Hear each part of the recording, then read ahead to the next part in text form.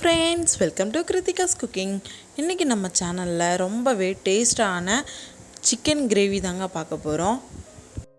கொஞ்சமா chicken இருந்தாலும் gravy நிறைய வர மாதிரி செய்யணும்னா இந்த மாதிரி ட்ரை பண்ணி பாருங்க. கண்டிப்பா உங்களுக்கு ரொம்பவே பிடிக்கும்.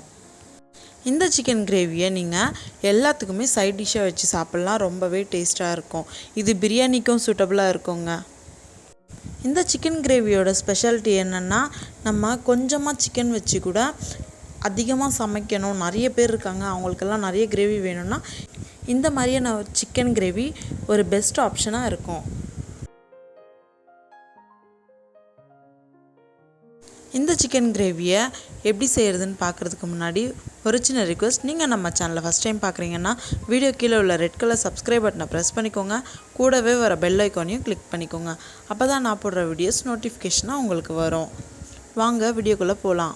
சிக்கன் கிரேவி செய்கிறதுக்கு முதல்ல சிக்கனை க்ளீன் பண்ணி வாஷ் பண்ணி எடுத்து வச்சுக்கலாம். நான் எடுத்துருக்கிறது 500 கிராம் அளவுக்கு சிக்கன் தாங்க. 1/2 கிலோ சிக்கன் எடுத்திருக்கேன். இதில் ஃபஸ்ட்டு ஒரு டீஸ்பூன் அளவுக்கு உப்பு சேர்த்துக்கலாம்.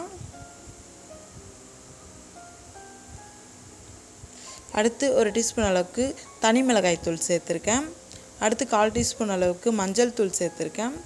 பிறகு ஒரு டீஸ்பூன் அளவுக்கு ஃப்ரெஷ்ஷாக இடித்த இஞ்சி பூண்டு பேஸ்ட் சேர்த்துருக்கேன். கடைசியாக ஒரு டீஸ்பூன் அளவுக்கு கட்டி தயிர் சேர்த்துருக்கேங்க. இதெல்லாம் சேர்த்து நல்லா பிசைஞ்சு விட்டுக்கலாம். கையிலேயே அழுத்தி பிசையும் போது நல்லா மசாஜ் பண்ண மாதிரி இருக்கும். சிக்கனுக்கு 2 நிமிஷத்துக்கு சிக்கனுக்கு நல்லா மசாலா பிடிக்கிற மாதிரி மசாஜ் பண்ணி விட்டு ஒரு பிளேட்டை போட்டு மூடிட்டு 1/2 மணி நேரம் ஊற விட்டுறலாம். இதை ஃப்ரிட்ஜ்லலாம் வைக்கணும்னு அவசியம் இல்லைங்க, நம்ம வெளியவே வச்சுக்கலாம். இப்போ ஒரு பிளேட் போட்டு மூடிட்டு இதை எடுத்து வச்சிடலாம். அடுத்து சிக்கன் கிரேவி செய்கிறதுக்கு முதல்ல மசாலா ப்ரிப்பேர் பண்ணோம். அதுக்கு ஸ்டவ் பற்ற வச்சு ஒரு பேன் வச்சுக்கிறேன். பேனில் 3லேருந்து 4 டீஸ்பூன் அளவுக்கு எண்ணெய் சேர்த்துருக்கேன். எண்ணெய் நல்லா ஹீட்டான பிறகு 2 பெரிய சைஸ் வெங்காயத்தை பெரிய பெரிய பீசஸாக கட் பண்ணி எடுத்து வச்சுருக்கேன். ஏன்னா இது நம்ம எண்ணெயில் வதக்கி அரைக்க போகிறோன்றதால. இதை இப்போது கடாயில் சேர்த்துக்கிறேன். வெங்காயம் நல்லா வறுபடட்டும். பொன்னிறமாக வந்தால் போதும், ரொம்பலாம் வதங்கணும்னு அவசியம் இல்லைங்க. 2 நிமிஷம் ஸ்டவ்வை மீடியம் ஃப்ளேம்லேயே வச்சு வதக்கிக்கலாம். இப்போ பார்த்தோம்னா கோல்டன் ப்ரௌன் கலருக்கு வந்துருச்சு.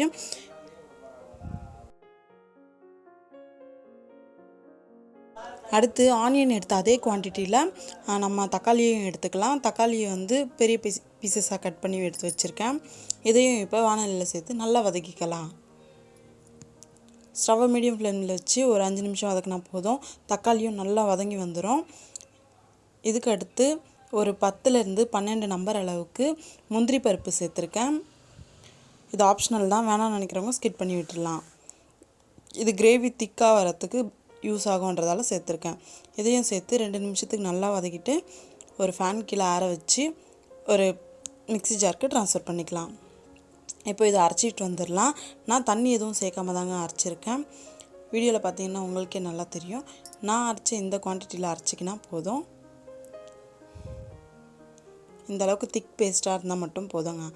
அடுத்து ஸ்டவ் பற்ற வச்சு ட்ரை மசாலா ரெடி பண்ண போகிறோம். அதுக்கு ஸ்டவ் பற்ற வச்சு ஒரு பேன் வச்சுக்கிறேன். பேன் நல்லா ஹீட்டான பிறகு 2 டீஸ்பூன் அளவுக்கு தனியா சேர்த்துருக்கேன். அடுத்து 1 டீஸ்பூன் அளவுக்கு மிளகு சேர்த்துருக்கேன். அடுத்து 3 ஏலக்காவை சேர்த்துருக்கேன். அடுத்து ஒரு அன்னாச்சி பூ சேர்த்துருக்கேன். 2 இன்ச் அளவுக்கு பட்டை சேர்த்துருக்கேன். ஒரு மராட்டி மொட்டு சேர்த்துருக்கேன். கல்பாசி கொஞ்சம் சேர்த்துருக்கேன். 4 லவங்கம் சேர்த்துருக்கேன். இதெல்லாம் சேர்த்து நல்லா வறுத்துக்கலாம். இது லைட்டாக ஹீட்டான மட்டும் போதுங்க, ட்ரை ரோஸ்ட் பண்ணி எடுத்துக்கலாம். இப்போ நம்ம வறுத்து வச்சுருக்க இந்த மசாலாவை கூல் பண்ண பிறகு ஒரு மிக்ஸி ஜாருக்கு ட்ரான்ஸ்ஃபர் பண்ணிக்கலாம். இது ட்ரை மசாலா தாங்க அரைக்க போகிறோம். இப்போ பார்த்தோம்னா இதையும் அரைச்சிட்டு வந்துட்டோம். அடுத்து நம்ம சிக்கன் கிரேவி ப்ரிப்பேர் பண்ணுறதுக்கு ரெடி பண்ணிக்கலாம். அதுக்கு ஸ்டவ் பற்ற வச்சு நம்ம ஏற்கனவே தக்காளி வெங்காயம் வதக்குனா அதே பேன் வச்சுக்கிறேன். பேன் நல்லா ஹீட்டான பிறகு 3லேருந்து 4 குழிக்கரண்டி அளவுக்கு ஆயில் சேர்த்துருக்கேன். ஆயில் நல்லா ஹீட்டான பிறகு 1 டீஸ்பூன் அளவுக்கு ஷாஜீரா சேர்த்துருக்கேன். இது நல்லா பொரிஞ்சு வந்ததும் 4 பச்சை மிளகாயை நீல வாக்கில் கீரி சேர்த்துருக்கேன். அடுத்து ஒரு கைப்பிடி அளவுக்கு கருவேப்பிலை சேர்த்துருக்கேன். இதெல்லாம் சேர்த்து நல்லா வதக்கிக்கலாம். இதெல்லாம் நல்லா வதங்கின பிறகு நம்ம ஏற்கனவே அரைச்சி எடுத்து வச்சுருந்த தக்காளி வெங்காய பேஸ்ட் சேர்த்துக்கலாம்.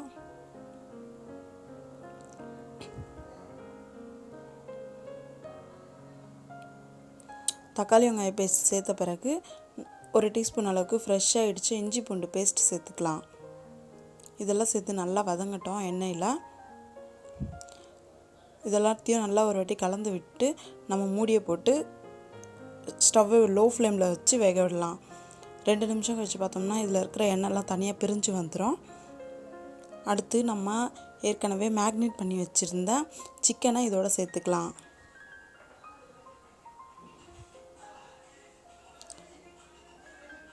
சிக்கன் சேர்த்து மசாலாவோட நல்லா பைண்ட் ஆகிற மாதிரி மிக்ஸ் பண்ணி விட்டுக்கலாம்.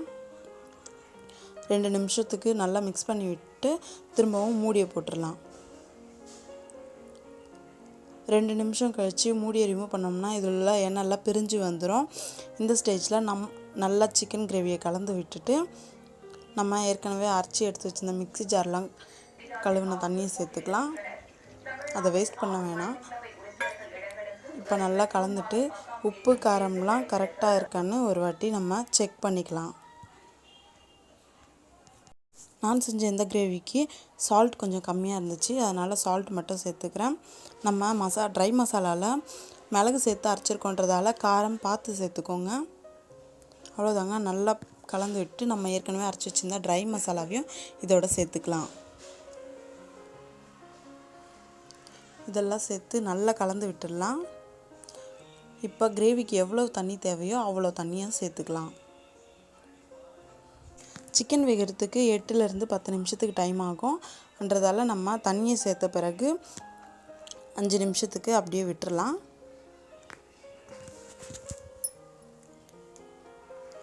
இப்போ மூடியை சேர்த்து வேக விட்டுடலாம். 5 நிமிஷம் கழித்து மூடியை ரிமூவ் பண்ணி பார்த்தோம்னா சிக்கன் கிரேவி நல்லா திக்காக ரெடியாகி வந்துடும். இந்த ஸ்டேஜில் நம்ம பொடிசாக கட் பண்ணி வச்சுருக்கிற ஒரு கைப்பிடி அளவுக்கு கொத்தமல்லியை அப்புறம் ஒரு கைப்பிடி அளவுக்கு புதினாவையும் பொடிசாக கட் பண்ணி சேர்த்துருக்கேன். இது கடைசியாக சேர்த்துட்டு நம்ம ஸ்டவ் ஆஃப் பண்ணிடலாம்.